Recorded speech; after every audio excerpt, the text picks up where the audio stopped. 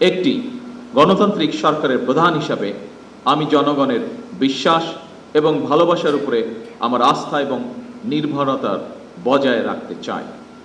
সুতরাং নিরাপত্তা কৌশল যাতে সরকার প্রধান থেকে জনগণ থেকে দূরে ঠেলে না দেয়, সেদিকে বিশেষভাবে লক্ষ্য রাখার জন্য আমি আপনাদের প্রতি বিশেষভাবে আহ্বান জানাই। উপস্থিত সুধীবৃন্দ,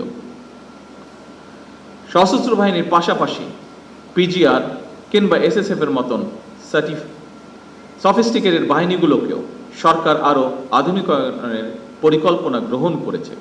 এই বিষয়ে যথা নিয়মে পদক্ষেপও গ্রহণ করা হচ্ছে।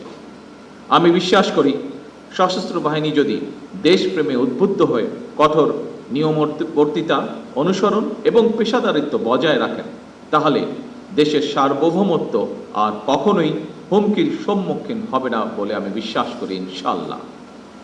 প্রিয় গার্ড সদস্যবৃন্দ, আমি আশা করব পিজিআর এর মতন বিশেষায়িত বাহিনীর সর্বোচ্চ সফলতার জন্য আধুনিক নিরাপত্তা কৌশল এবং প্রযুক্তিগত দক্ষতা অর্জনের পাশাপাশি প্রতিটি সদস্যের সাহস, সততা, বিশ্বস্ততা, সর্বোচ্চ পেশাদারিত্ব, নিয়মবর্তিতা এবং সর্বোপরি চেইন অফ কমান্ড অনুসরণ, এই বিষয়গুলো কঠোরভাবে মেনে চলা অপরিহার্য।